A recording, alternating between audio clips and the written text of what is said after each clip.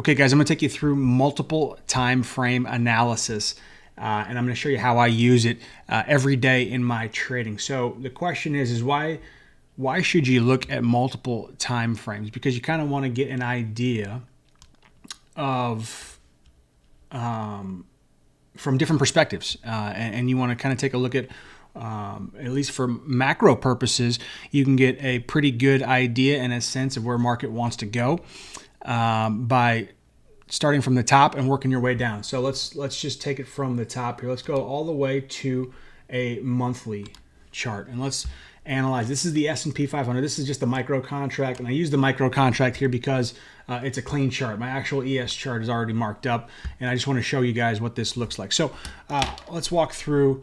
Let's just walk through this here. So here is start of the year. January opened right here. Okay, we had a nice uptrend, pullback, and another uptrend, another leg up, right? Okay, so where are we right now? We are right here at the top, just about to close out December here in a few days. So let's take a look at where we are. So this is the November bar. This was the surge upwards. So this is a very bullish bar, obviously. So we closed with urgency above the October high, right? And we're doing the same thing now in December. We're closing with urgency so far above the November high, right? So this leads me to believe that we are in a very bullish, momentous trend right now, right? Doesn't take a genius to figure that out, but that's what the technicals say, right? Okay, so what I'll do typically is I'll just draw this out here. There's no really need to do that here, but we'll go through the exercise here regardless. Okay, so now let's go to a weekly. Let's just drop down to a weekly. What do we see? Okay, this was the monthly break to the upside. Okay, we took out this structure level here. All right, so this is last week, right? This is the current week we're in right now. It's end of Wednesday, so we are midweek. Price just took out last week's high. We're closing above it right now as we speak. So that is bullish for so far for this week. So we are looking pretty bullish. This is the last week's low. All right, so we have what's called a gap here. This is a magnet to price, and I like to mark these off on my charts. Whenever you see price that is unfilled or only filled on one side, and how you can tell that is if you look through here, you look at gaps on massive violent candles. You'll see them all the time. You'll see gaps, and I like to mark off the relevant ones. So this is a nice gap right here to the upside, where we had the Fed announcing right here that rates were going to remain unchanged, and that prices were going to, or the price of money was going to at least stall out for the rest of the year, and potentially in the beginning of the year we're going to rotate back downward on interest rates. So price shotgunned up. So this is called an imbalance. So this is a buy side imbalance, right? So you've got the buy side bars has been filled on this side. So eventually this gap is going to get filled on the sell side. I like to just mark it because it's relevant. It's within range. We could touch that at some point in the relevant future. Okay, so I marked that off. There's a structure level right here you can mark off if you want to, but it's kind of already marked right here. So that's what you have for the weekly. Okay. Monthly was bullish, rotating up. Monthly was bullish. Weekly is bullish. We have two bullish, but we are compressing, right?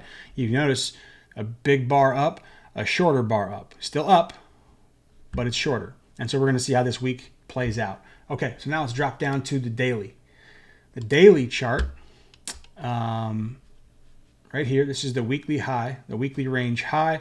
This is the weekly range low right here, okay? So this is the range that we're operating from, and we are just now on the daily taking out prior day high, which is right here.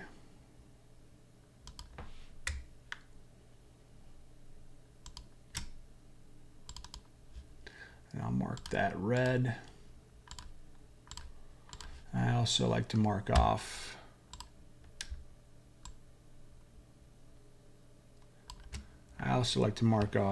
prior day low, so I'll do that as well.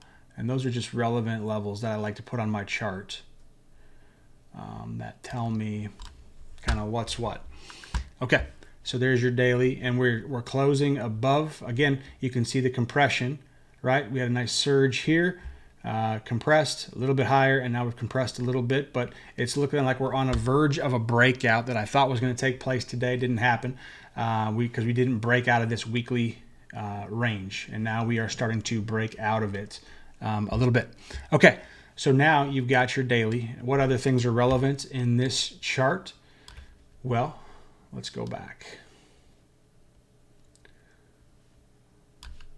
That's essentially, okay, so then I like to put in a couple of other levels here. Your round numbers, your 50s, and I like to mark them in purple. Okay. Okay. 4,800, you got to mark that off too. That's relevant. That could be touched. And we'll hone that in. And then the 4,900 is relevant. So you've essentially got 100 range in here. You can even put in the 4,750 if you'd like. All right. So you've got a couple structure levels here. You've got a week high, a week low. Weekly range, you've got a daily low, daily high, and we're breaking out. Looks like we're on the verge of breaking out of that. So this is bullish, bullish, bullish on the daily, breaking through. We're compressing, and now we're waiting for a breakout, and that would come in the form probably tomorrow, where price pulls back and then breaks out up to, and then attacking that 48.50 level. That's how you use multiple time frame analysis. So you've got a bullish monthly trend, a bullish weekly trend, you got a bullish daily trend. So you're gonna be looking for pullbacks and longs for a longer term trade. That is how I use multiple time frame analysis to frame my daily outlook. If you like this and you want access to the tools, check out NinjaTrader's Fast Track with the link below.